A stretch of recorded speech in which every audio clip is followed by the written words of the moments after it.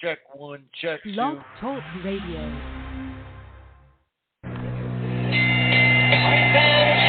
we go with the main event of the evening. Ladies and gentlemen in attendance, boxing fans joining us around the world. It's time for the bout you've all been waiting for. Finally, it is showtime. Here, man, we dedicate our lives to this sport. We do thousands of sit-ups in camp. We run hundreds of miles, for the ones that take it serious. And we just dedicate ourselves fully to our craft, man. We watch tape. We have attitude. We rooting, and we go into that fight to land on the line.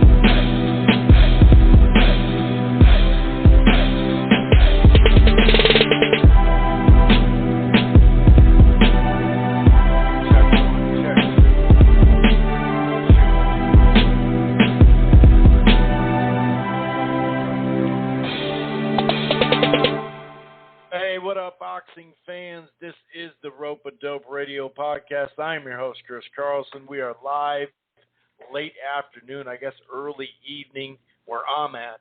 Hope everybody's doing okay. We got a variety of things to talk about. Oop. Do I have the... Okay, yeah. Sorry, somebody just texted me and said something. Anyway, I think that's on your end.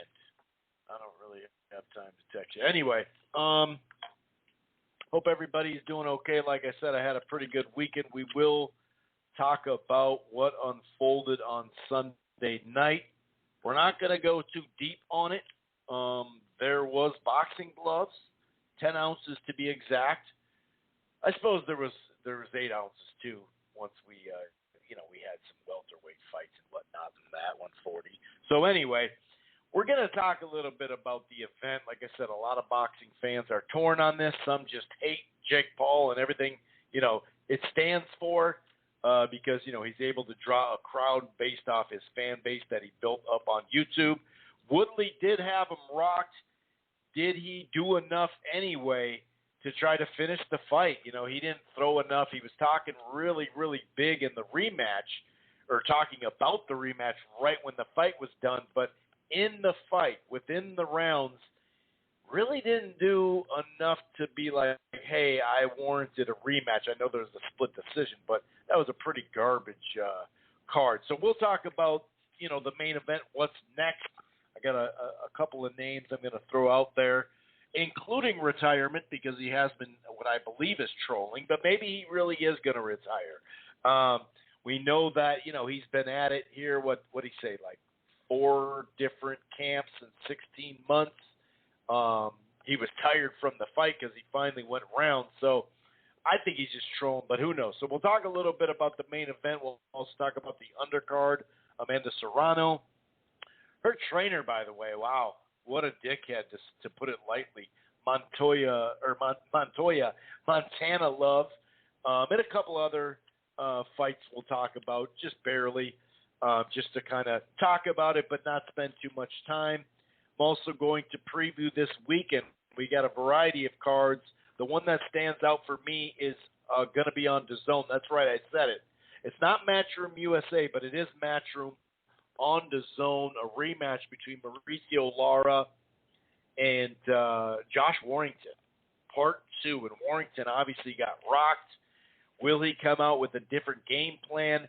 Is he capable of fighting a full fight at a fairly high level without just using his I'm going to wear you down and brawl with you style?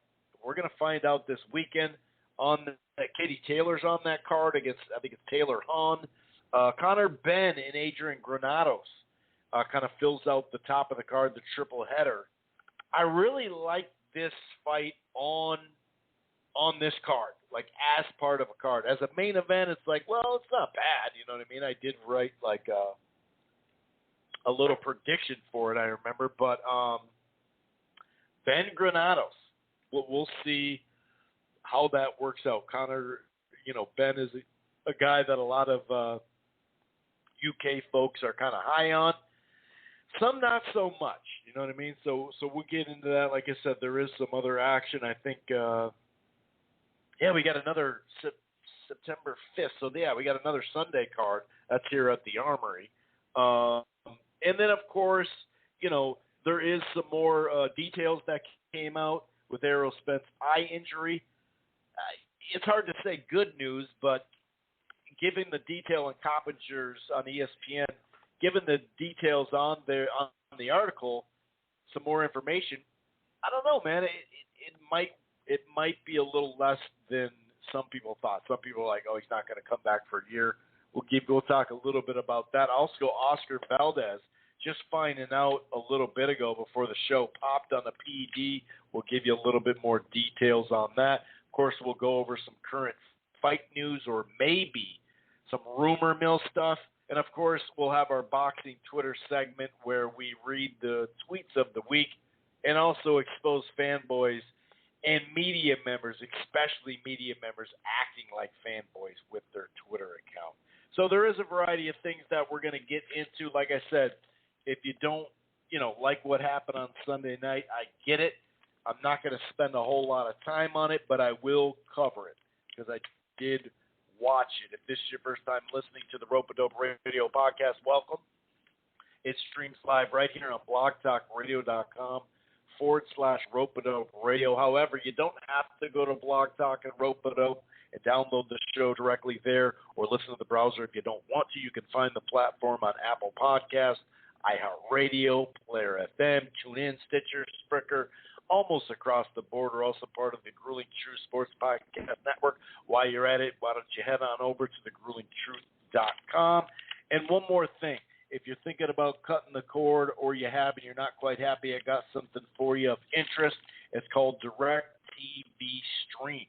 It's not AT&T now. It's DirecTV Stream. The plans start as low as $69.99 a month, simple pricing, no hidden fees. No annual contract. You can stream it anywhere on any device. The cloud DVR is available. Right now, Showtime is only $11, by the way. And if you sign up for the Choice package or above, you get HBO Max for 3 months, no charge. That's DirecTV Stream. Okay. Let's talk a little bit about what happened on Sunday. Like I said, I get it that some boxing fans, a lot of boxing fans, it's not their cup of tea. And I totally understand that. This is the only fight out of all these, whether it was the Paul brothers or, all these exhibitions. I'm not interested in Oscar's exhibition. I wasn't interested, to be honest with you. A lot of people gave me shit for it, but the Tyson and Roy Jones exhibition on pay-per-view with 2-minute rounds, both of them in their 50s, it just didn't do much for me. But I respect everyone's view on what is entertainment. A lot of people, in boxing, if you're on boxing Twitter, you see a lot of people have a lot of different views about all this stuff, right? Or even like the WWE, right, which is staged, obviously. Not to say that they're not athletes and their body doesn't take a beating, especially their schedule, but it's fake as far as who's going to win, who's going to lose. And some people are really into that. That's entertainment to them, and that's, so be it. But this is the first one where I go, you know what? I'll give them some credit on this one because at least Woodley has been there, done that. At least he's actually thrown some hands in a ring, I guess you could say, in a cage. And just in general, at least he's spent time throwing punches in the gym. At least he sparred, It was just like a step up, and it wasn't like the last guy, Askren, because he was just a wrestler. And you could see that if you watch 10 seconds of his MMA career, you could see that he wasn't going to be able to throw hands at all. Whereas Woodley, like I said, at least he was known to have some pop. We knew once the 10-ounce gloves would come on, they wouldn't be as much power or whatever, but they did go the distance. And I think that was key. If Jake Paul really does want to keep doing what he's doing, he needed to be taking the distance. But let's just kind of break some of this stuff down real quick. Woodley right away, though, was swinging wildly right out the gate. The double jab and the right hand to the body kind of nice combination, left hook, body shots by Paul through the first 2 rounds. He was using movement. He was using a lot of feints. And like I said, I actually like his dedication to the body. You don't see that with a lot of young fighters that are just getting the feel for it. Even prospects coming up. Do you even call him really a boxing prospect? Because he's not, facing boxers, obviously. But the first 2 rounds, that's, what it was. There was closing the round. Woodley actually finally started jabbing a little bit, and he landed 2 other clean shots. There was, I believe, a left hook and maybe an uppercut in there, too. I gave Woodley the 3rd round. The 4th round, they were actually both kind of exchanging, both landing pretty well. Good exchanges like early in that 4th round. Like I said, you could see White was jabbing a little bit more to go along with the right hand. His biggest problem was he didn't know how to set up much, a bit more, body work. But there was a right hand that definitely rocked. I think it was the 4th round that definitely rocked. And he even admitted, Jake Paul, definitely rocked him. And you could have called that a knockdown. I kind of feel like there was a couple knockdowns that just didn't get called, at least 1 or 2. And, that goes to the Ohio Commission in Cleveland. Doesn't get a lot of fights. It happens. The refs were doing a mediocre job. The only argument you could make, it's not like the punch put him right on the rope and he was like visibly shaking like his legs were gone or he was really, really, really hurt. He probably was, buzzed, that's for sure. I don't know how hurt he was. I think it was more he was tired. And that was another thing. Let's see what happens when these guys, both of them, but especially Jake Paul, gets tired. And even in that round, he looked up at the clock and was like, hold on, dude, this is, this is tough here. But the argument, and I did see only a handful of people say this, and there was, it's kind of a good point, there was some contact, body to body, pause. And so maybe some of that, like a little nudge or whatever, knocked him off to where that's why he went to the rope, But so I guess if the ref saw that, then he'd say, oh, that was just some contact, and that's why he got knocked off balance. But clearly, Jake Paul got hit with a good shot. And usually when you have that arm chilling right there on what was the 2nd rope, 3rd rope, that's usually a knockdown, right? It was kind of funny to hear Woodley, and this is his inexperience in boxing. He's like, oh, those ropes were too high. If the ropes weren't there, he would have went right through. Well, no shit, dude. That's why you have ropes.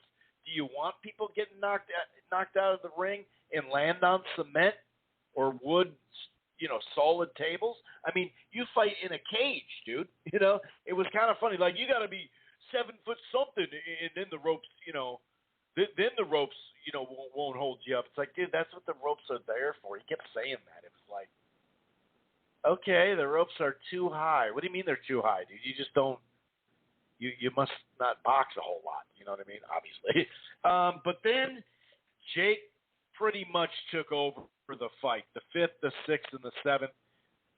Although, maybe early and late rounds or just in a minor bit of the round, you could see Woodley would land something, but he wasn't punching enough. Even in the 6th round, he did some very late, But what did impress me just on this level, right? Obviously, boxing's about levels, and this is a lower level, but the jab to the stomach, right hand busier, just got right back on his game plan after being tired and possibly hurt or at least buzzed. It should have been a knockdown in there. So I actually like what I saw out of Paul. It's good to now get your 2nd win. And even in the 7th round, early right hands. And that was about it. Mostly jabs and pot shots coming from Jake Paul. He did counter once in a while. The 8th round, I give Woodley the 8th round because he was busier, landed a few better shots. So whether you got it 5-3, 6-2, you decide. Maybe he didn't win the 3rd round. I don't know. I don't really care. 77-75, 77-75, one for Paul, one for Woodley. That was ridiculous. And 78-74 for Paul, so he won. Overall, like I said, it was good for him to get rounds. It was good for him to get gassed and really get tired and then rocked. And then he closed strong. And like I said, I was impressed with him getting back on his game plan. So he really outboxed him or outmaneuvered him. Let's put it that way. He out-strategized him. Okay, maybe that's a little too much credit. But anyway, after the fight, he was saying, oh, dude, like I am super tired. I need a little time. I haven't even taken a full-on vacation yet. And I get that. Some people thought, oh, you finally went 8 rounds and got rocked. Now you're going to give up. And he did say, I am retired or whatever, but he didn't say it after the fight, but he tweeted it. He's tweeted a bunch of stuff. He's also been talking about in the ring and after saying, hey, you can have the rematch if you get the tattoo that we talked about. I love Jake Paul, or Jake Paul was going to have to say I love, or not say it, but tattoo it. I love Tyron Woodley, which I thought was I didn't really expect Woodley to go through with it. I think Jake would have, because that's part of his whole troll, he'd get views for it or whatever, especially if he just lost or got knocked out. He probably would do it. I don't know. So what's next? 3 names that stand out. Tommy Fury. To be honest with you, Tommy Fury didn't look good. Actually didn't look good at all. To me, he looked like shit. He was just winging punches left and right, sloppy as hell. He was active, but just wild as hell. It was 73-29 as far as punches landed in that 4-rounder. Not much there. Tommy Fury, I don't really know how much he'd move the needle. Obviously, I say what's next? That's the question. Well, maybe Woodley if the pay-per-view did like really big numbers, maybe Jake would be like, hey, why don't I do it again, make some money, and also try to knock him out then and maybe get some more experience. If he's truly actually serious about keeping this whatever career, boxing career, fighting MMA guys in the ring, in the boxing ring, it wouldn't be the worst thing to fight Woodley because at least it's going to be competitive and he's going to not go down easy.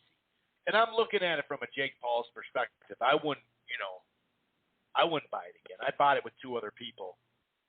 I wouldn't buy it again though. So Tommy Fury, maybe. Nate Diaz. To me, that stands out as the best, both promotion, and Diaz does have hands. I mean, he does throw punches pretty well. Or maybe this is dark horse, maybe not. Anderson Silva, who most people just thought he beat Chavez Jr. Anderson Silva, Nate Diaz, Tommy Fury. Which one do you think would be the best fight? Or I guess you could say Woodley too, because a lot of people are just running with this. He was in there just as the warm body. He wasn't supposed to hit him. He made sure he didn't hit him much and all that. I thought that was kind of weak. I don't believe that. I don't believe that at all. Undercard-wise, like I said, I just went over the sloppy fight with Tommy Fury. Montana Love against Ivan Baranchyk. This was actually pretty fun. I thought that Love, was moving really well pretty much throughout the fight. He had good distance. He was kind of on his pot shots with the left hand, little hooks in there, little, right hands. Looked pretty good for the first couple of rounds. Then round 3, I thought Baranchyk finally started to add some more pressure and more effective pressure with the jab and some power shots, mostly like hooks, and I think some overhand rights as well. And wasn't it the third round or the fourth round? I think it was the third round where they maybe missed another rope knockdown, and that would have went for Baranchik. So it was a rough night in Cleveland. By the way, the crowd was bumping. And when you look at the first fight of the pay-per-view, usually in normal boxing, even on a big, big night, there's not many people there. That thing had a lot of people early on, and for sure by a couple fights in, it was packed. And you have Montana Love, who I think, was from Cleveland, or at least the area. Of course, Charles Conwell was from is from Cleveland, and he scored an easy knockout. So I gotta say, I forgot to mention that. That was pretty dope. Anytime you get in, it was a young crowd, and it was just a different crowd. And it was also, you could see some casual or maybe some hardcore MMA fans that know Woodley or have heard Woodley, maybe a casual boxing fan, whatever, casual MMA fans. Like I said, they were booing Jake too. I wouldn't call it half and half per se, but it was pretty fun. It was a live atmosphere. You had Dave Chappelle. LeBron tweeted I should have went home and watched it. So whatever you want to say about Jake Paul, that's cool. I get it. But that crowd was bumping, and you could really tell the ticket pricing started those things at $10 and then going up from there. Obviously, it'll be interesting to see the gate totals on that. But they priced it right, and the crowd was live. You got to admit that. I think Love, just to go back to this fight, bounced back in the fourth round, the lead left hand. He kind of stumbled Baranchik to go along with his jabs and hooks. And then the fifth round was very competitive. You could give it to Love for sure, but maybe, just maybe, one of the best punches of the fight landed really, I think, late in that round. It was like a left hand, and it, jerked the neck of Montana Love. That could have been the best shot of the round. So maybe that's when you go, well, that's good enough to steal the round. I don't know. The sixth round was competitive. I went to Love on that one. Love landed a left hand that scored a knockdown in the seventh, 10-8. And Baranchik, all of a sudden, it kind of unwinded for him. He was getting hit plenty in the fight, obviously, but especially in the fifth round, in the sixth round too. But man, I'll tell you what, that the last couple of minutes, I guess you could say, of the fight, then you start to see Baranchik look pretty bad, and I was like, oh boy, I don't know, man, this is not looking good. And his corner responded. They called off the fight before the eighth round, which I thought was a good decision. So Baranchik, I got to admit, unless you're going to baby him, and I'm not trying to disrespect him, but if you're going to make him kind of, I don't know, have like an easy path, fight a couple of no-names or something like that, just to get him going again, and then try to, I don't know. I think he either needs a break, or I hate to say hang it up, because it's not like he's been, fighting on TV for years and years and years. I mean, he has had a lot of TV fights, don't get me wrong, but it just feels like, that crazy fight last year, it just feels like it's probably a wrap for him, dude. I've enjoyed his career, but this one might be short-lived, or at least take a break, man. Take a break. That's just my opinion. Let's see, Daniel Dubois, 80 seconds in the fight, second knockdown with like a buck. What was it? A $117. Yeah, the $117 mark, and then another just a TKO walkthrough. Nothing to see there. Nothing to see there. I mentioned Conwell. Nothing much to see there. Besides Conwell, is a damn good fighter. But he knocked old boy out. Oh, then we had Amanda Serrano as the co-feature with Mercado, I think it is. Serrano won the fight. She's now 41-1 with 41-1 actually, with 30 knockouts. This Mercado was a good fight though. It was one-sided to an, a lot. Well, the first 4 rounds weren't that one-sided. You had kind of the rapid-fire combinations going for Serrano, but you'd have Mercado land in spots, Clearly Serrano was landing more often, but still there was some back and forth. And what I liked about Serrano's game, she used more skill. She was countering. She was taking a half step to the side. Then she would press her more. You know what I mean?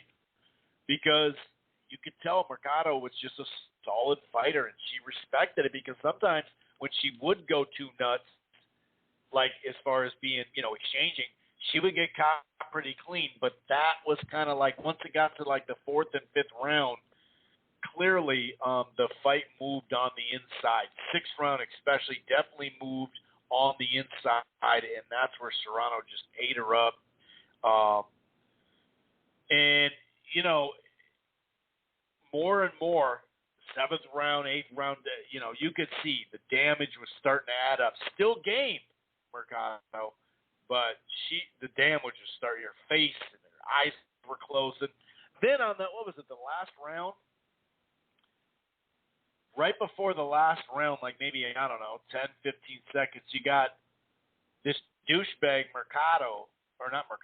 Serrano's trainer, yelling and saying shit across the ring right before the start of the last, talking about, the translation was saying that, fight the Mexican style and that, talking shit basically.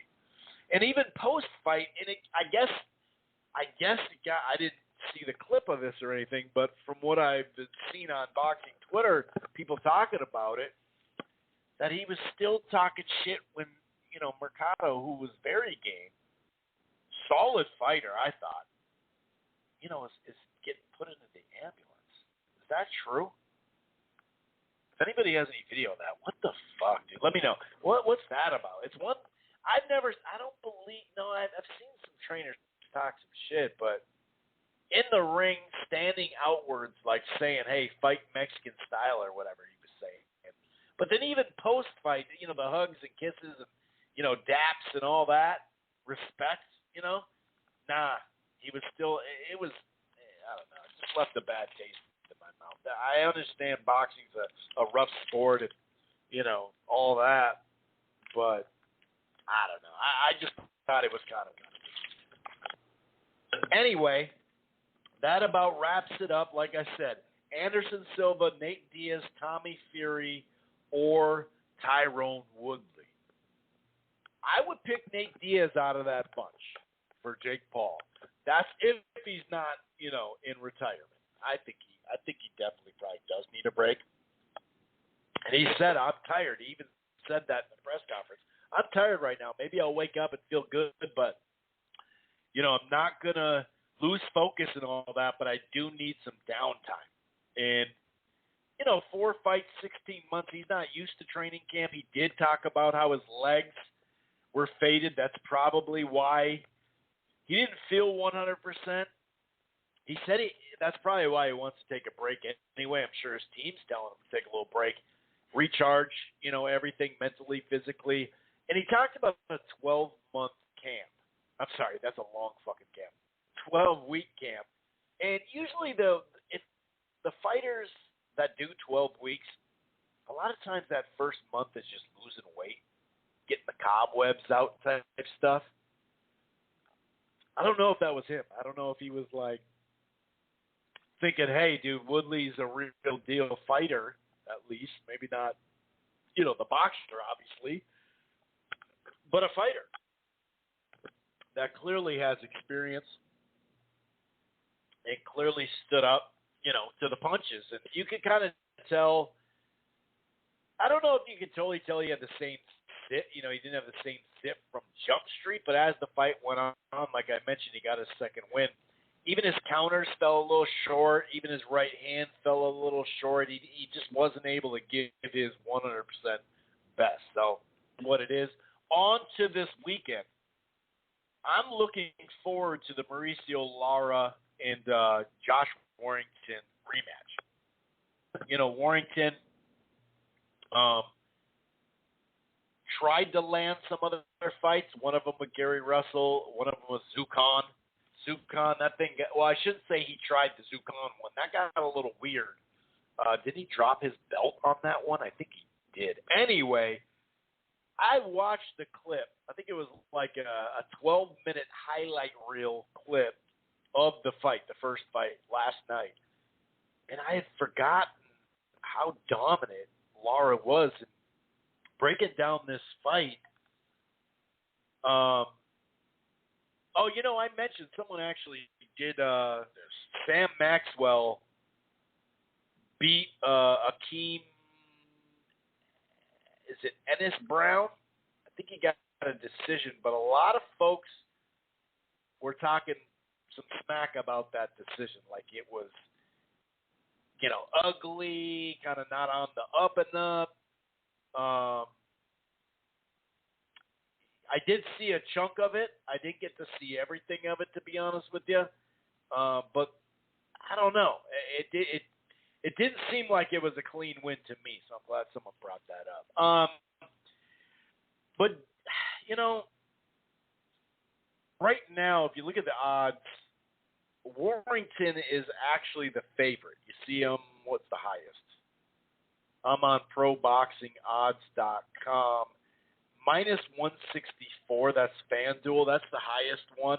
Minus 135, minus 150, minus 125. That's like the lowest I see. Then you see a plus 128, which is kind of a rare, weird number. Plus 110, plus 125. So Lara is a slight underdog, but as far as the boxing stuff goes, I just called it. As far as the boxing lines, betting lines, if you're minus 135 and someone's plus 110 or even minus 164 plus, what did I say, 128, that's pretty much a 50-50. We don't get a ton of those as far as 50, but it may not be even on the betting lines. Like I mentioned earlier, Josh Warrington's style is to wear your ass down. He doesn't have a lot of power, but he grinds and wears you down. He sits there in the pocket. He exchanges.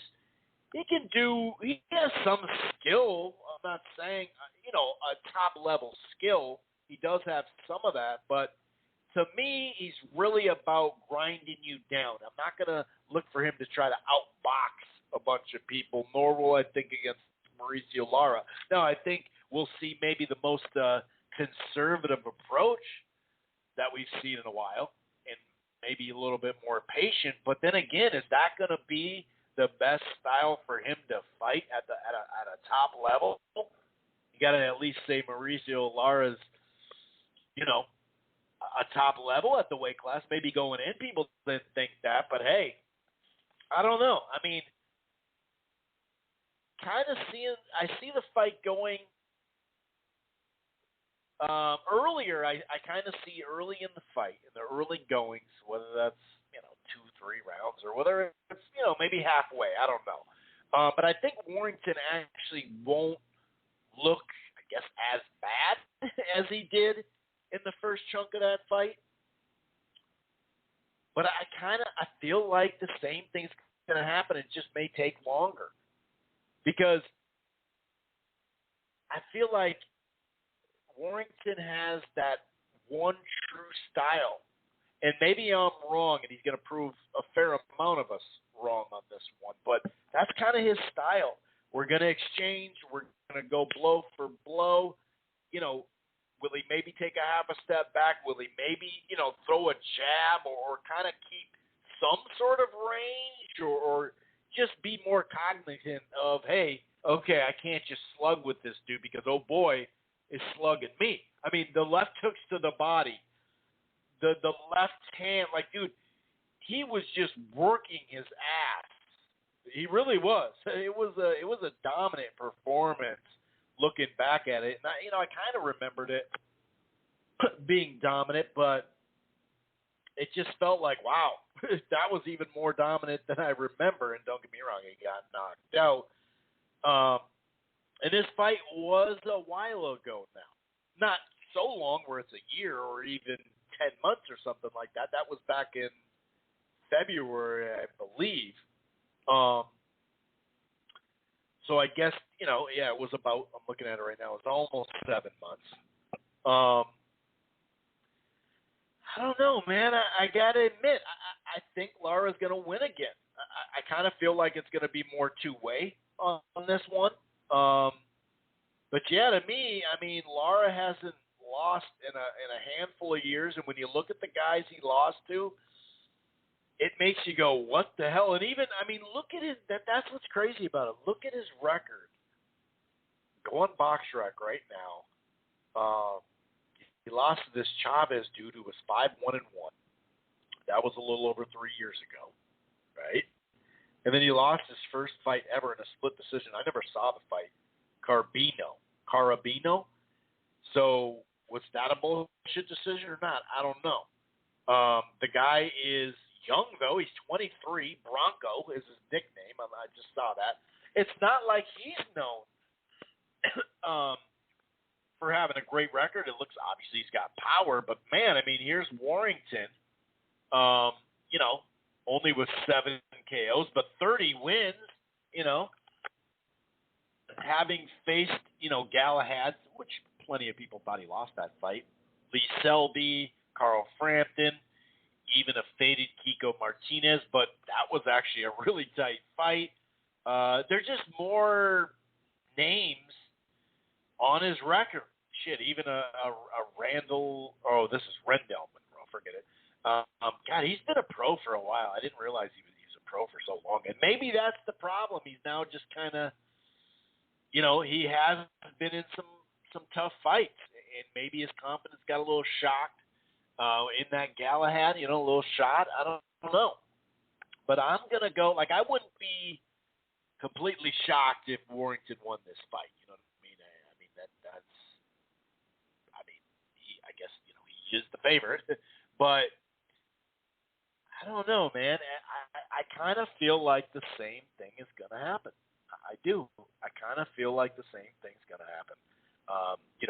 Maybe I'm wrong, but I'm gonna go with Mauricio Lara, and I'm not gonna sit there and say it's gonna go the same way, but the combinations to the body, whether it's, no, I should say the combo of a body shot and just so many clean shots, it felt like everything Lara threw landed. That's what it seemed like to me. And, I don't know, man. Sometimes you can see a fight and you're just like, sometimes you just can't unsee a fight, if that makes sense to you. I don't know, man. What was it? Was it the 8th or 9th round? I think it was the 9th round. And I don't know, man. I just, looking back at it again, and maybe I shouldn't have done it, but looking back at that, I don't know. To me, it just looked like it might be just one of those things that Warrington matched up really well with some of those guys, and even like a Frampton clearly hasn't been his best, for a little while now, right? But I don't know, man. I just don't know. I mean, I got Lara winning. Those pot shot right hands. Like I said, the body work. It just seemed like in the counters, it just seemed like there was so much trouble in there, to be honest with you. Like, it just didn't look like it was matching up that well. And so, yeah, I'm going to go with Mauricio Lara again. I think he's going to get the job done. And he's a young fighter. He's got to be full of confidence now. So, yeah, I'm going to go Lara. But, maybe he'll make it. maybe he'll make it the distance, or maybe it'll be like a TKO late. I think it was the ninth last time. So I just think we're going to see a minorly different Warrington. I don't know if that'll be effective enough to win, though. Clearly, he'll have home advantage. So maybe if they got to the cards, and maybe I'm wrong. Maybe he will show us something. You know what I mean? We'll see. Katie Taylor. So Taylor and Hahn. Taylor is a fairly exciting fighter to watch. The depth in women's boxing is improving, but obviously it still needs to continue to improve. I don't think that's really, some sort of big kind of, controversial statement or something like that. I don't know. I mean, I've seen a little bit of Jennifer Hahn. I've seen one of her losses, and then I saw, or was it only one loss? Most recent loss, which was quite a while ago. But yeah, I look for Taylor to win that one. I definitely do. She is a strong favorite, no doubt about it. Also, Adrian Granados against Connor Benn. Now, Connor Benn should, beat him. Like, if we're really wondering what, Connor Benn is at this moment, which is a fair, it's a fair statement. How good is he? I think he has this is 18th fight or 19th fight. I think he's 18-0 with 12 or 13 knockouts or something like that. I thought he looked pretty damn good against Formella. And as we know, Formella hadn't really fought anybody before he fought Porter, but at least he didn't get knocked out and managed to land at times.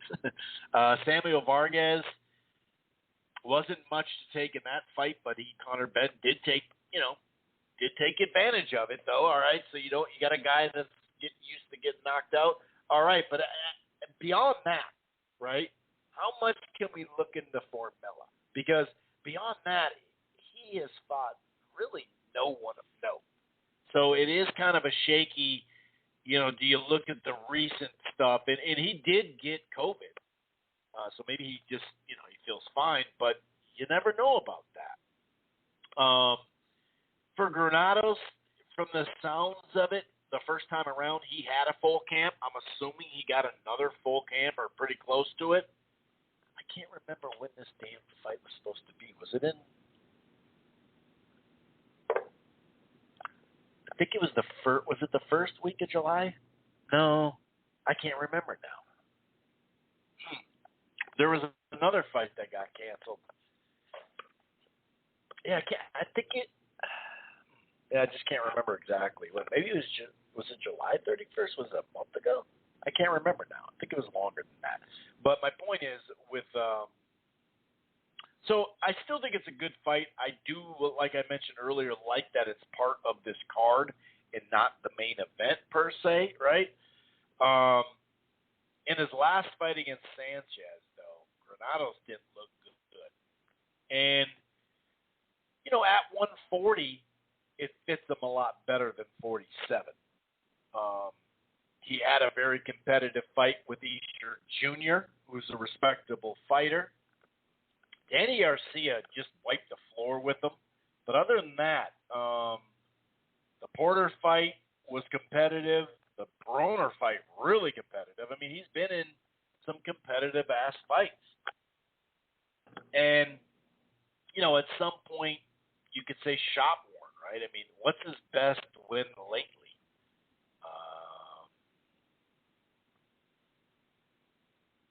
Imam, and that was 2015. So there is no lately. He beat a guy that was 9-33-1. There's just nothing there. The Javier Fortuna fight didn't get a chance to completely finish, but I still think where Connor Benn is, which isn't that high in the rankings just yet. Well, I shouldn't even say rankings, but he's still got a lot to prove. Is my point. And I like the fight for him. Granados, especially Granados with a full camp, at least he puts his best foot forward, so to speak, and is in shape, right? I think that's key. But I'm gonna go Connor Ben, but I don't know. I'm looking at that like I'm good. I'll say this: with the odds that you get, which you get some freaking odds on this one. To me, it's worth it to put something down. I really think that. Maybe people think, oh, Granados is completely shot. What are you talking about, Chris? He damn sure looked like that in his last fight. But if you're looking at plus 850, I'm seeing plus 1,000. Taking a flyer out on him, not the worst thing to do. Not the worst thing to do. I do think it'll be distance. So I would go distance or the over. And, I wouldn't be afraid to put a little money down to actually think that there is a chance. Could he kind of summon it all together? And because he can mix the inside-outside game. He's going to have to mix the outside in there, though. But I think he has a decent shot to actually pull the upset. But I could just be wrong, and he could be just completely shot, too. My goodness. Washington, D.C., this Saturday night, Dusty Hernandez-Harrison fights TBA. Too bad. Cletus Selden's back in Huntington, New York on September 14th as well. And then we do have the card coming from the Armory. And I haven't double checked, but I believe that FS1 thing is going to be. I think the undercard is going to be that early FS1 thing. Don't quote me on that, but I believe there's like a Central Time 3 to 5 on FS1. Then it's going to be at normal time on Fox, 7 o'clock Central, 8 Eastern. In the main event, though, you will have a rising prospect in Jesus Ramos Jr. taking on Brian Mendoza. I think that's a 10-rounder. I like the fight for Ramos where he's at. Being a headliner, I'm not really crazy about that. We'll see. We do have, I think this fight's at lightweight. Wilson Castillo against Juan Carlos Burgos. And then Armando El Toro, Resendez against Marcos Hernandez. And I actually think that 10-rounder might be really, really fun. There's a chance that could be kind of one of those, that was a blast type TV fights. You know what I mean? Hernandez usually comes to fight. He's not, he's definitely just a fringe guy that is there fighting. You know what I mean? He's not necessarily this, at one time, I suppose everybody's undefeated at one time or another, but he's been on a little rough streak, right? He had that draw. Yeah, I think it was a draw first with Rosario, Jason Rosario. Then he lost. He had a really tight fight with Kyron Davis. I remember he beat Newman, that Kevin Newman dude. Cash, that's right. Quatavius, I think that's his name. He beat him. But if you look at, with Brandon Lynch, he had a split decision earlier this year. So if you look, he has 3 losses and a draw in his last 5 fights. But, Fox, that's right. I forgot about that. Newman, I forgot they had a rematch. So he's had a rematch with Newman and Rosario, looking at his box rec here. So, I kind of like Hernandez because he's just a tough dude that's going to, he's going to bring it. He's not going to knock out a bunch of people because, I think he only has, 3 knockouts. But he's a game dude that, like I said, could put on a decent show, and we'll see. Armando, what was his last fight? I definitely remember it. Was it Showbox? What was his last fight? I should check it really quick. I just can't think of exactly what it was.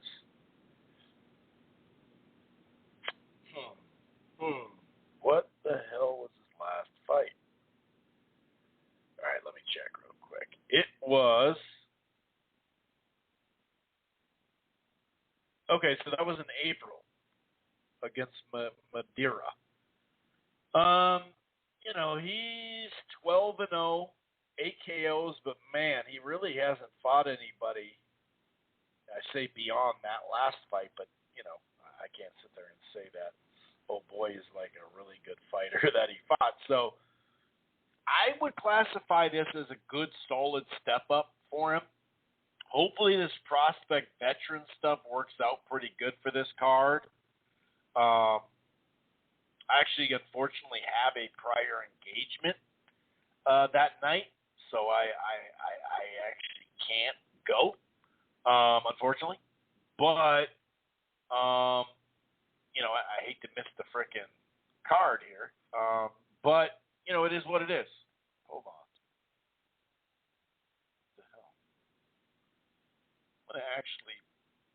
So, hopefully the main event's just a good competitive fight. You know what I mean? That's what I'm hoping. I mean, you hope that anytime. But right now, they still have some work to do with selling tickets. It might be one where it is going to be on a holiday weekend, so a lot of people in Minnesota head out of town, whether it's camping or going to someone's cabin or renting a cabin or whatever, just being around water. A lot of people go up north. It's funny because my friends from the south or southwest or the west in general, when I say I'm going up north for the weekend, they're like, north, dude, you're already in Canada almost. It's like that. That's what we would call it. But we got a bunch of lakes in Minnesota. Like that's why they say the land of lakes, 10,000, over 10,000. I think it's like 12,000. So, okay, too much history in Minnesota. My bad. But yeah, that's I don't know. It's kind of a mixture of how many. I don't know. Maybe they can get a late rush on tickets, but hopefully they get at least to 3,000. Because usually that's what they always hit, that 3,000 above number. They've gone over 4 a couple times, but usually it's in that 3,300 to like 3,700. Like I said, some over 4, but it feels like 8,000 in there sometimes because it's nice and loud. But yeah, so like a prospect, versus veteran fighter. That's exactly what it is. Hopefully that pays off, and that's gives us something to talk about. Anyway, so I have Conor Benn winning a decision, but to my fellow boxing degenerates out there, you might want to take something out on Granados. God, it's like I got a burp, but it's a hiccup almost, if that makes sense. Mauricio Lara in a very minor upset. And then Katie Taylor. That is my predictions. I think all the prospects will win, but I wouldn't doubt if 1 or 2 of those fights turn out to be competitive and it's a good test because there is some raw talent on there. We'll see. This will be the first step up if they're truly step ups. Hopefully in the ring they are. It kind of looks like that's what it is on paper. And then, this will be the third card at the Armory. If we flash back to going into 2020, the cards, right, they had a 4-fight contract deal, and they were all going to be Fox cards. There wasn't going to be FS1s. There hasn't been in a while. I bring that up because the BBC on Fox deal, we first heard, and it was reported that it was a 4-fight deal or a 4-year deal. 4 fights wouldn't be a big deal. 4-year deal, but it sounds like now it hasn't been rebutted in like 6 months at all, that it was actually the 4th year, was an option. So on one hand, you think, man, ever since the pandemic, the main events have been kind of weird. They haven't been a mixture of stuff. It's been pretty much the same theme. Some of them have worked out, don't get me wrong. Some of them not so much. But then, so it kind of feels like, oh, Showtime's getting the best fights now besides pay-per-view. Maybe they are going to leave Fox. On the other flip side of that, though, is like, why in the world does Fox put up so much money down the stretch of their deal? The money that they were going to put up for Pacquiao and Spence, and still did put up for Pacquiao. The Canelo plant, even if the total purses between those two are even half of what it's reported, that's still a lot of money. And then obviously the Wilder side, whatever that guarantee is, it's just a lot of money. So why in the world would you millions and millions of dollars invest down the stretch of your last year if you're not interested in keeping it going? I don't know. Maybe that budget cut was real. You know what I mean? And I mean, it was real for a while. Obviously, they still don't do PBC shows as far as the shoulder programming, much of it, like they did before. The FS1 cards have only been prelims. They haven't had that extra layer of 12 FS1 cards. So, maybe Al had so much control over it that they just said, hey, why don't we do this with the budget instead? Take away the FS1 cards. That's got to be millions when you add it up. Put that towards these major pay-per-views. Don't spend as much money on the Fox cards. Put that towards the pay-per-views, and then they're going to be done with it. I don't know. I'd like to see Fox stay in the game, though, because of the platform and because they push their fights. So we'll see. We'll see. Hopefully this fight card pays off and it's a good overall weekend of fights. But the Zone on paper has the best. It's been a while since we could say that, but it has the best card on paper. Okay, we're going to go over some current fight news, some rumor mill stuff. Of course, we're going to end the show on some boxing Twitter segment. There is a little bit more news since the last time we spoke about Errol Spence. Because he did have the Nevada Commission release some of his information about, the injury, and they gave a little bit more detail. This is Coppinger a handful of days ago now. And here's some tidbits, some snippets, you might want to say, from that article on ESPN.com. It even talks about during a session at the World Class Boxing Gym in downtown Dallas, Spence said he felt something amiss, stopped the session, and said, my eye, my eye. He felt something there. A detached, it says, suffered a retinal detachment / break in his left eye. That's what it leads with. Despite his left eye not being right, Spence told ESPN that he sparred again 2 days later, and then during a pre-scheduled medical checkup in Dallas the following day, his fears were confirmed as the doctor said Spence's eye looked like dark clouds. Spence was told not to spar until he was examined by an eye specialist. You don't want to lose your eye, the doctor said, right? After consulting with the PBC founder Al Heyman, that's when Spence traveled to Las Vegas and got the comprehensive pre-fight medical test.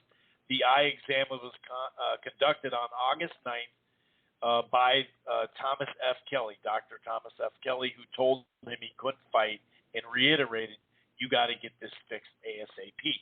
Now, and then he flew back the next day for emergency surgery, and an air bubble was placed on the recovering eye. He did say that he's grateful that he caught it. This is a Spence quote.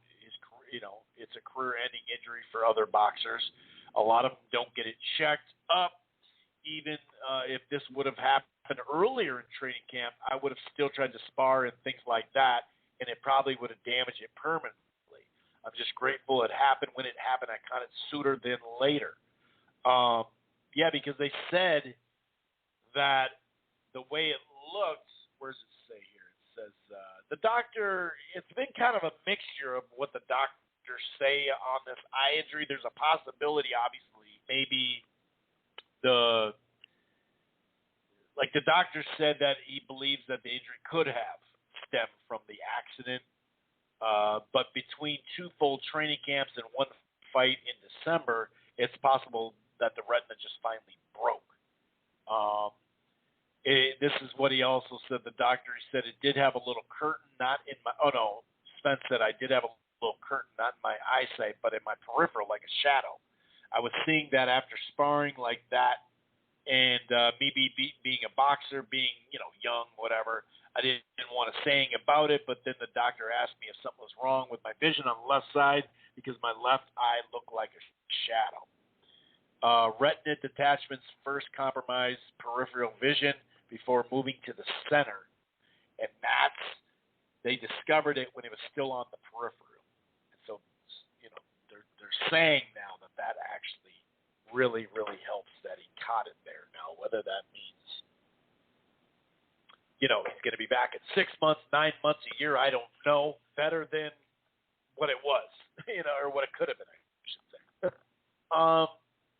They said, he's got to shut it down for like a few weeks.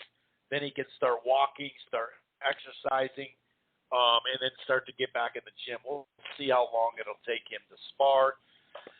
Some other fight news, Jamel Herring and Shakur Stevenson announced for October 23rd. I'm seeing this on BoxingScene.com. They are going to fight in Atlanta at the State Farm Arena. Obviously, Top Rank's going to promote it. Oh, boy. Nico Ali Walsh. Nico. I just said Nico. Oh, my God. You know what's funny? The reason why I said that is because when we were like in high school, this dude's name was Nico, and this fucking guy always said Nico. I don't know why it brought me back to that, but Nico Ali Walsh, the grandson of Ali, is going to be in a special attraction 4-rounder. Harrington, Stevenson, and Ali Walsh's bout, the co-feature, will air on ESPN and ESPN Deportes. It'll start a little late that night. It's going to be on ESPN Plus as well at 10:30, so 9:30 Central, 10:30 Eastern. So hopefully it has a college football game, on there. They are going to have some undercard. Duke Ragone, whatever, however you say his name.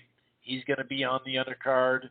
Troy Isley is going to be on the undercard. That'll be on ESPN Plus. So yeah, that's a good fight. I'm glad that it's happening. We assumed it was going to happen, but yeah, I definitely wanted to check that out.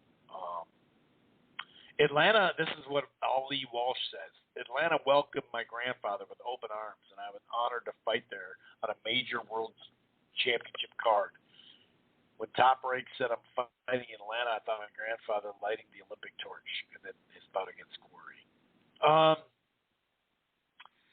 What else we got here? Oh, yeah. I almost forgot. I should have probably led with this because, if it bleeds, it leads. But it sounds like Oscar, I almost said Oscar De La Hoya. Oscar Valdez, this is Jake Donovan, the best of the best out there, Jake Donovan. Oscar Valdez, Boxing Scene, obviously, test positive for a VADA banned substance in his fights in question. There are now concerns regarding the event moving forward in the light of Valdez producing a positive A sample for a banned substance as identified through random drug testing conducted by VADA. First noted through social media by ESPN.com boxing insider Michael Coppinger. So it's a dietary, suppressor, appetite suppressor, a substance commonly prescribed to weight loss medication is prohibited because,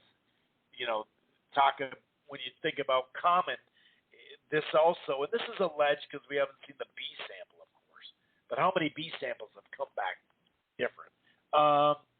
According to the basically the dietary, sometimes you can use this stuff, and like I said, it's alleged, but you can use this stuff to flush out other stuff or to kind of hide it, and they detect that.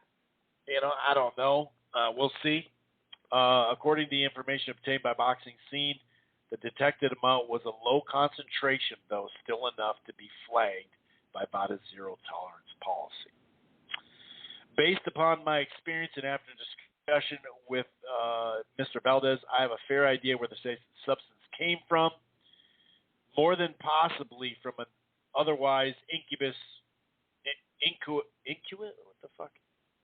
Herbal tea. Oh, okay. I've heard of the herbal tea. I've heard of the, energy drink. I've heard a couple of these pop off. So, will it get delayed? Will it get suspended? Will they give them a pass on this one? I don't know.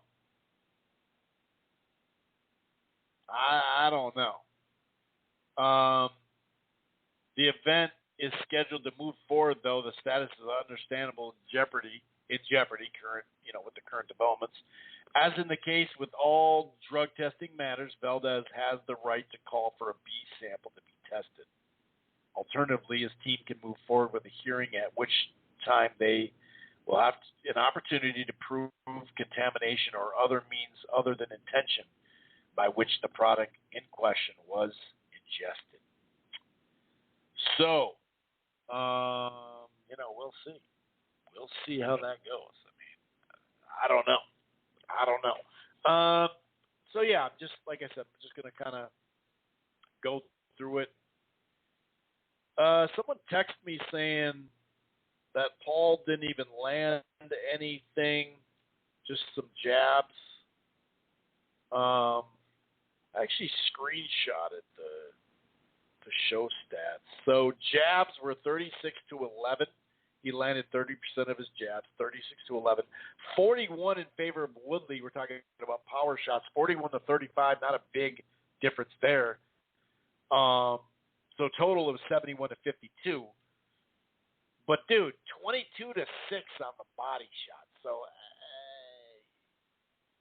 you can just not like Jake Paul, and then that's it. You don't have to come up with other stuff. You know what I mean? You really don't have to. He won the fight. It was pretty easy. This is Keith Eidick from BoxingScene.com. Jaron Ennis, Boots Ennis, versus Thomas Delorme. Fight set again on Showtime late in October or in November. It sounds like this is from Coppinger. Sources say Emmanuel Navarrete and Joette Gonzalez have agreed to terms to an October 16th featherweight title fight that will headline a top-ranked ESPN Plus card. And Don Raphael says most of Top Rank's fall boxing cards will be ESPN Plus exclusive due to college football scheduling on the network. Yeah, we get that, but it hasn't meant the fall was all college, because of college football, that there wasn't many cards. During the pandemic, I know we're still in it technically, obviously, but even last year it was worse coming into the fall. A lot of those were on ESPN. So as of right now, what I say, October 23rd, that'll probably have a lead-in college football game. That would be kind of a bummer if only one and the rest are on ESPN Plus. Because it's like, well, I don't think that has to mean that it's all that. So only one of them or two of them? Obviously, when college football's over, or at least in a break, I should say, that Heisman one, December 11th, that's going to happen. But, that's kind of disappointing, I would have to say. Got some other fight news here.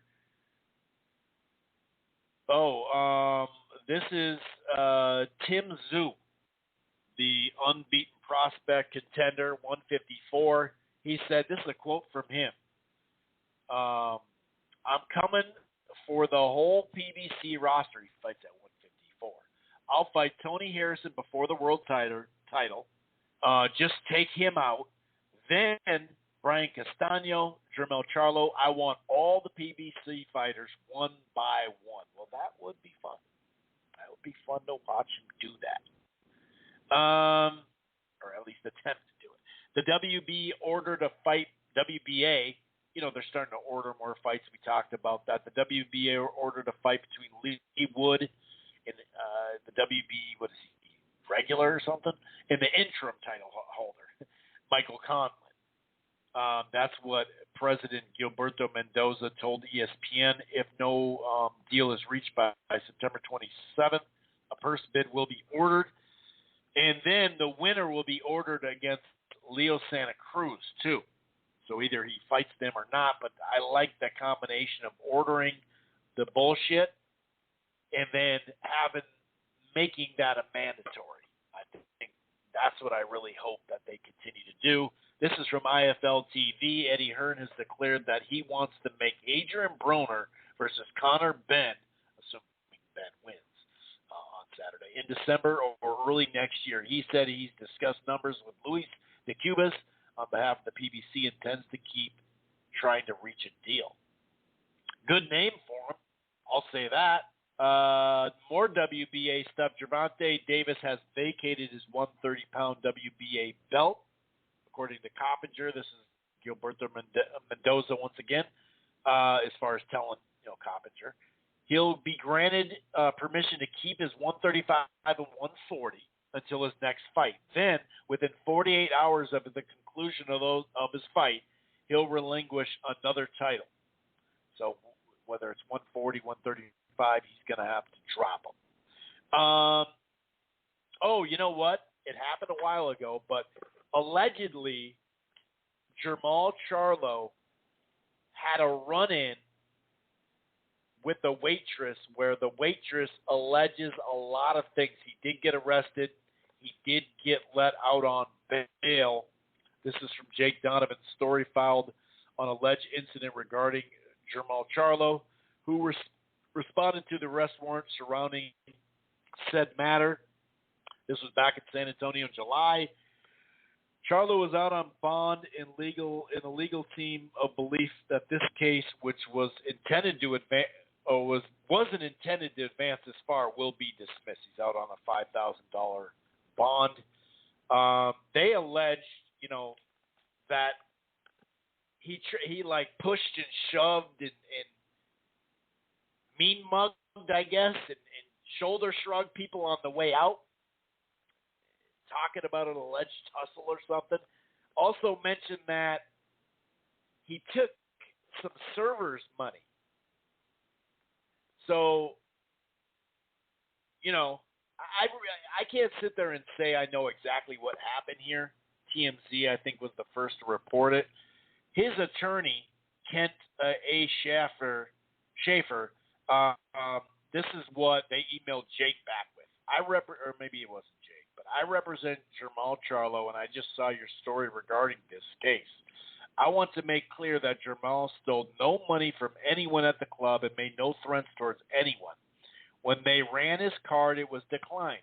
He then received a fraud alert from Chase Bank, asking if he made the charge. He responded yes. They told him to have the charge submitted again. The waitress went to run it again and came back saying she couldn't find the card. Jermall was upset that his card was missing. Since it was a debit card tied to an account with a substantial amount of money, the waitress had his license.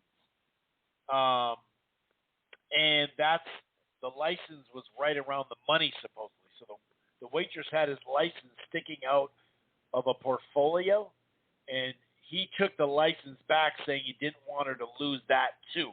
By this time, many club employees were gathering in the hallway, so Jermall's handlers wanted to get him out of the club before trouble started, and a club employee walked Jermall out to his car. Hours later, Jermall's assistant made contact with the club to give them another credit card number, but the club refused to accept it. Over the last few weeks, we had talked to the police prosecutor and the club owner, and although the club owner expressed his desire to drop the charges, the officer insisted on filing the charges to embarrass Jermall. At no time did he rob anyone or take any property other than his own. we'll see what happens from this. But a lot of stuff is alleged. Like he just took a bunch of money and all that. I don't know, man. You know what I mean? I can't sit there and I can't really comment on it. I'm not really sure exactly, what happened. But it sounds shaky. Let's put it that way. It does sound shaky. Oh, by the way, as it turns out, Ugas did have an injury. This is what he said. I injured my bicep 3 weeks before the Pacquiao fight during sparring. I wasn't scheduled to fight Pacquiao yet. I continued training, but I did not stop sparring going into the fight. My arm remained 100% swollen, but I didn't feel pain. So he was. I mean, you could tell. You could tell by the picture his muscle was all popped out. I mean, that's pretty basic stuff. That's funny. The undercard for Joshua versus Usyk, you have Lawrence Cogley. You have Callum Smith. You have Campbell Hatton. You're like, okay, Callum Smith's on it. Lawrence Cogley. Okay, cool. And then you look at who they're fighting. Is Lenny Castillo going to give Callum Smith a good fight? I hope. But that undercard is bad. It's one of those where, you talk, you just say the names. Oh, dude, Okogi's on there. Or Okogi. That's a Timberwolves player. Okogi. You say the names, right? Like I said, Callum Smith. But then you're like, this actually comes from The Athletic. I think, who did this? I forgot. It's from The Athletic, though I do know that. Anyway, here goes Pacquiao. In my entire career, Ugas was one of the easiest opponents. He only had one style, and I should have been able to easily move away. You've seen how I've moved in my fights before. I couldn't move in this fight. My legs just stopped.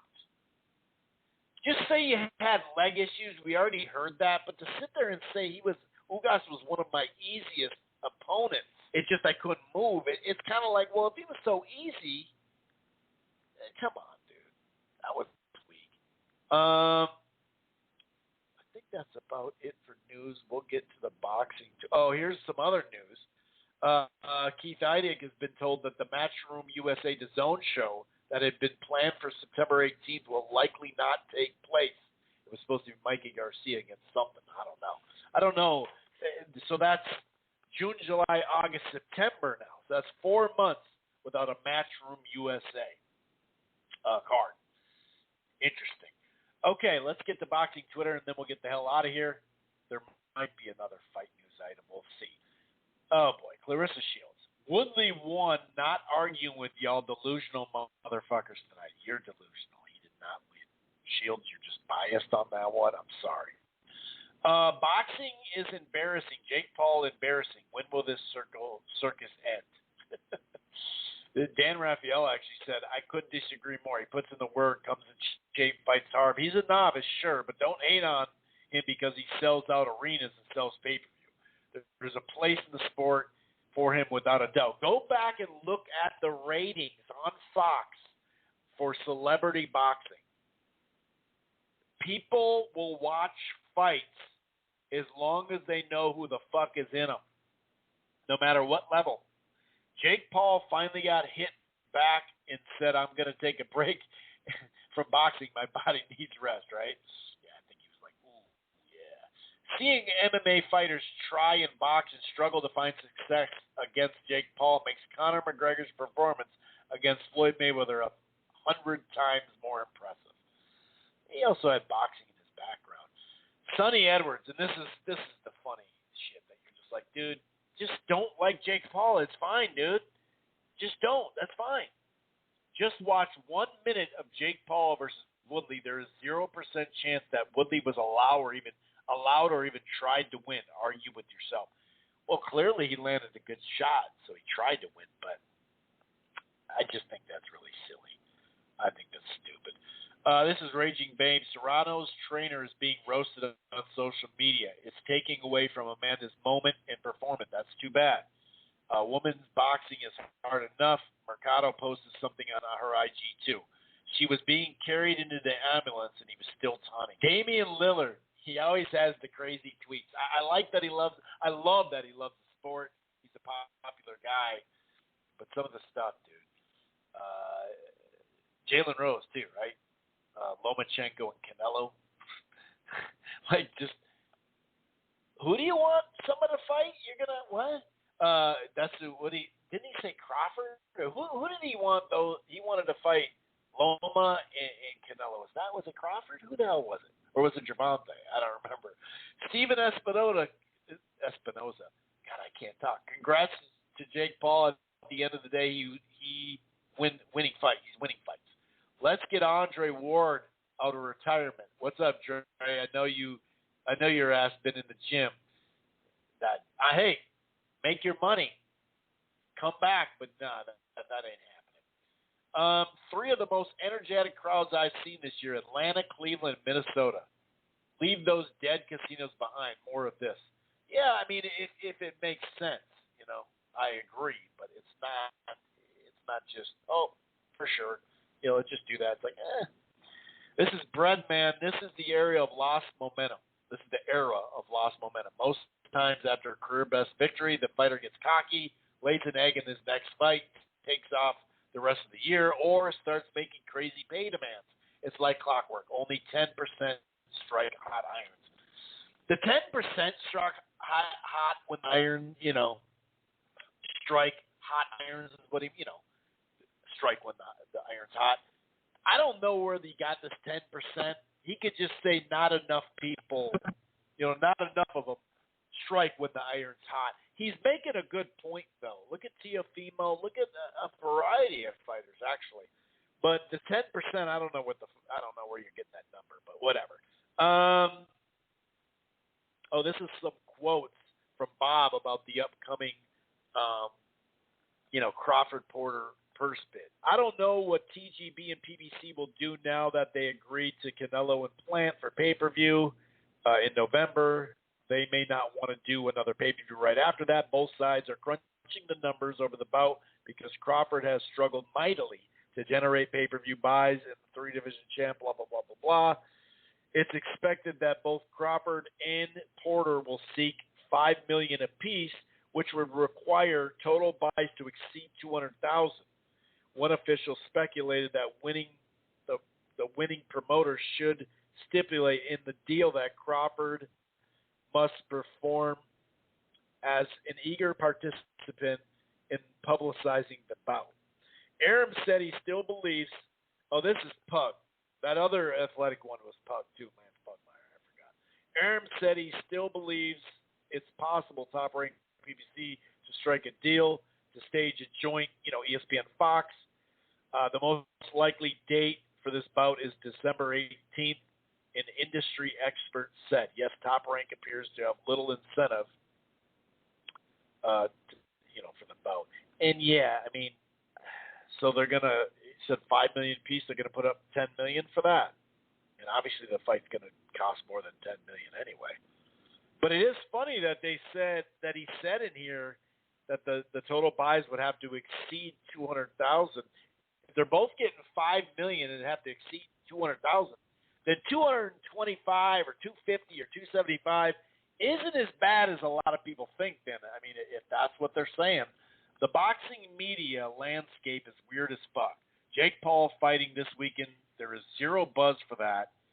There has to be mad antics to break through with a promotion like that, YouTube boxer.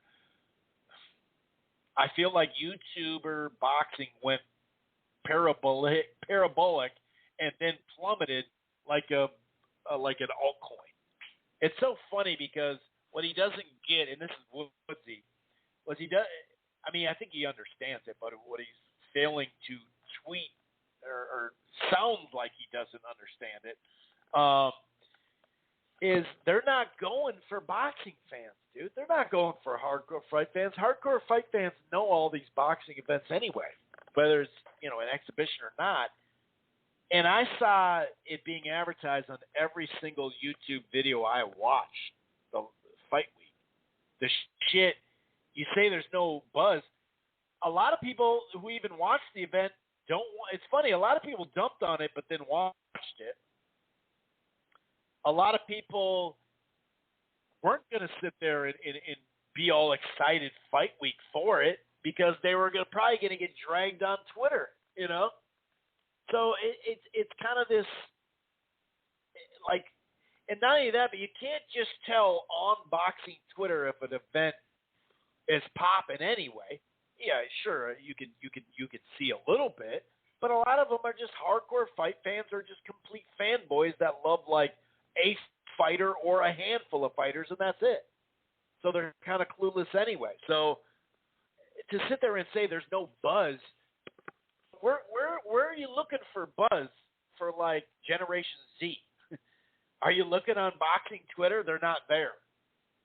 You know, it just go on YouTube. I saw the commercial. Every YouTube thing I clicked had a damn commercial for the fight. You know, it's just funny. Some of these dudes in the media are just like, oh, really? So there's just no buzz whatsoever. There's a reason why there's celebrity boxing and not celebrity MMA. Boxing is the moneymaker. That is true. Like I said, go back and look at celebrity boxing when they put it on Fox. Just go look at it. This is Rolled Boxing. He writes for Boxing Scene too.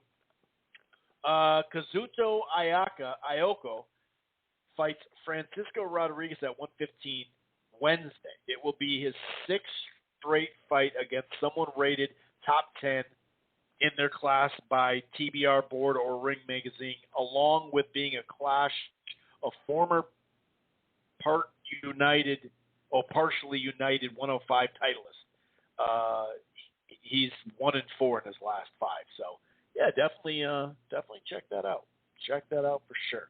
Okay, I think that's about it. That was a long boxing Twitter segment. I think we got enough in. All right. Oh, someone actually messaged me. How perfect that Maidana's brother got the same injury as Spence. It's a clear duck by Spence. I mean, so you're saying it's a clear duck by Spence, even though watching Pacquiao in the fight, you're still saying that? I mean, Ugas beat him fair and square, whether his legs hurt or not. But they didn't have the same. He didn't tear his retina. He didn't hurt his retina, though. He didn't. Fabian Maidana, he got a cut. I think it was below an eye. I don't remember what eye it was, but I'm almost positive it was below the eye. So he pulled out, but can't remember. Maybe it was the same eye, the left eye, but it wasn't the same. It was below the eye. I'm almost positive it was below the eye. So to sit there and this, that, the third, Jesus Christ, like, come on, dude, just stop, dude, just stop. All right, anyway, I'm gonna get out of here. Enjoy the fights, like I said. Let's hope that PBC on Fox card, that the prospects get tested. They have had, like, on paper, what appears to be something lackluster, right? But then it turns out to be good. So let's hope that's how this turns out, right? Because, like I said, there is some prospect vet stuff that could turn out to be very good tests, and the crowd, watching at home and live at the Armory pops off, and it's a good night of fights. But I do think that the zone card will be solid. Anyway, we'll be back next week, more than likely Tuesday night. I should be getting back on my Tuesday night, probably early evening or 7 o'clock Central. Now that football started, my college football and my Vikings podcast starting, I'm going to do those on Monday. So I'm pretty sure Tuesday night, maybe once in a while Tuesday day, who knows, but I'm pretty sure I'm going to be able to get back to these Tuesdays. I know it's been kind of weird, really, since the pandemic hit. But I'm trying to get back on a normal every week night on the same night. Anyway, enjoy the fights. We'll talk to you next Tuesday night. Peace. Once you become the world champion, I believe that you feel you have the upper hand. So now, as you fight, let's say you fight 4 or 5 years of straight survival, the bullshit, the holdback, and when you become the world champion, you're like, you know what, I made it. I'm going to show you it's business. So I'm going to get every dollar worth of